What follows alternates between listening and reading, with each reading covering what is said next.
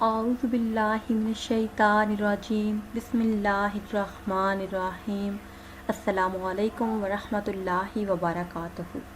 Viewers, آج کی اس video میں ایک سچی کہانی آپ کو سنانے جا رہی ہوں۔ یہ کہانی ہے ایک گاؤں میں رہنے والے اللہ بخش کی۔ اللہ بخش ایک مسجد کا امام تھا جس کے ہاں صرف بیٹے پیدا ہوئے۔ ایک رات اس کے گھر میں ایک بیٹی کی پیدائش ہوئی۔ دائی فاطمہ اور اس کی سہیلیاں حیران تھیں۔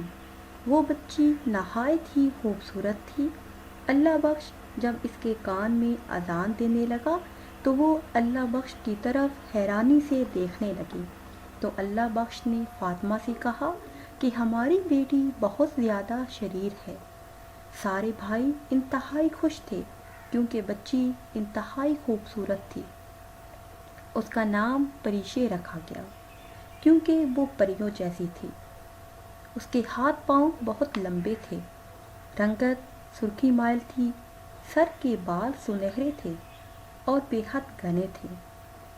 وہ چھوٹی سی بچی 2 سال کی لگتی تھی۔ وہ جب دودھ پینے لگتی تو کافی دیر دودھ پیتی رہتی۔ فاطمہ نڈھال ہونے لگتی تھی۔ فاطمہ نے یہ بات اللہ بخش کو بتائی تو اللہ بخش کہنے لگا کہ وہ بچی ہے، تمہارا دودھ کم ہے، کل سے زیادہ دودھ لایا کروں گا، تم پریشے کو بھینس کا دودھ پلایا کرو۔ پریشے جیسے جیسے بڑی ہو رہی تھی اس کی عادات مختلف ہوتی جا رہی تھیں۔ وہ کبھی ادھر جاتی تو کبھی ادھر۔ وہ تنہائی میں اکثر باتیں کرتی، گھنٹوں آئینے کے سامنے کھڑی رہتی اور آئینے سے باتیں کرتی رہتی۔ فاطمہ یہ بات دیکھ کر بہت حیران تھی۔ کبھی کبھی فاطمہ اس کی باتیں اور اس کے کہکے سن کر آ جاتی اور کچھ کہنے لگتی پر زبان اس کا ساتھ نہ دیتی۔ پریشے کے بال انتہائی لمبے تھے اور دن بدن بڑھتے جا رہے تھے۔ سنہری رنگ کے یہ بال اللہ بخش کو کافی پریشانی تھی۔ اللہ بخش نے کافی دفعہ اس کے بال کٹوائے کہ شاید کالے بال نکل آئیں اور کم ہوں، پر ایسا نہ ہوا۔ جب بھی وہ بال کٹواتا بال لمبے ہوتے اور سنہری ہوتے۔ فاطمہ سے یہ بال سنبھالنے مشکل ہو جاتے تھے۔ پریشے اپنی عمر سے بڑی لگتی تھی، سبھی گاؤں والے اسے دیکھتے رہتے۔ وہ انتہائی خوبصورت لڑکی تھی۔ اس کی آنکھیں نیلے رنگ کی تھیں۔ ان کے گھر کے پاس گلاب کے پھولوں کا ایک باغ تھا۔ وہ موقع پاتے ہی وہیں چلی جاتی اور گھنٹوں گلابوں سے باتیں کرتی رہتی۔ سبھی اس بات کو اس کا بچپنا سمجھتے تھے۔ مالی اسے دیکھتے رہتے۔ اللہ بخش پریشان تھا کیونکہ پریشے نہ تو دین کی طرف آ رہی تھی اور نہ ہی وہ گھر کے کاموں میں حصہ لیتی۔ اللہ بخش اسے اپنے ساتھ مسجد لے جاتا تو وہ غصہ کرتی اور واپس لوٹ آتی۔ بھائی اسے اپنے ساتھ لے جاتی تو وہ بہانے سے گھر آ جاتی۔ سارے گاؤں میں اس کے حسن کے چرچے تھے۔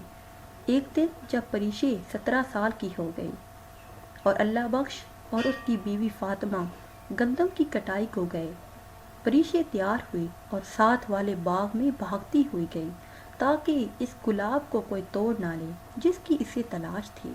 جب وہ وہاں گئی تو وہاں سے گلاب کا وہ پھول اسے نظر نہ آیا۔ وہ سارے باغ میں پھرتی رہی، بھاگتی رہی، پر اسے کوئی پھول نظر نہ آیا، وہاں صرف کلیاں تھیں۔ تبھی پریشے زور زور سے رونے لگی۔ رونے کی وجہ سے اس کی زبان باہر نکل آئی تھی۔ اس کی آنکھیں بڑی ہو چکی تھیں، اس کا چہرہ بھیانک ہو چکا تھا۔ اتنے میں مالی وہاں سے گزرا۔ پریشے کو روتا دیکھا تو چلایا کہ کیا ہوا؟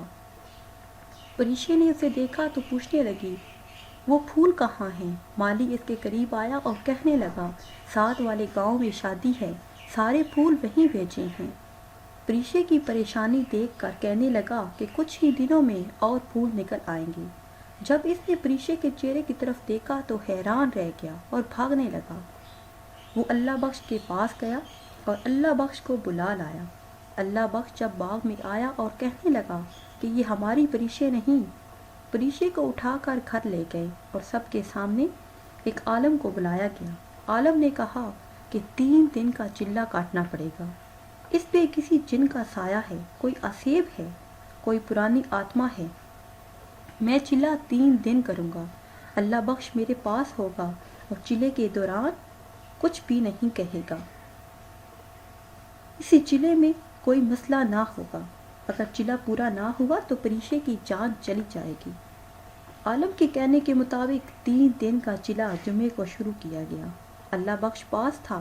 جب چلا شروع ہوا تو پریشے رونے لگی اور کہنے لگی کہ مجھے چھوڑ دو، میں اسے تکلیف نہیں دوں گی۔ جب اس کی ماں ساتھ والے گاؤں میں شادی پہ گئی، وہ حاملہ تھی، وہ قبرستان سے گزری، وہاں ایک پرانی قبر میں میرا بسیرا تھا۔ مجھے بھی کسی حاملہ ماں کی تلاش تھی، بس میں اس کے ساتھ آ گئی۔ بہت کم عمر میں میری شادی ہوئی تھی۔ میرے سسرال والے اچھے نہیں تھے، مجھ سے روز جھگڑا کرتے اور مجھے مارتے۔ ایک دن تیل چھڑک کے مجھ پر مجھے آگ لگا دی۔ تب سے میری روح بھٹک رہی ہے۔ میں ان سے بدلہ لینا چاہتی تھی۔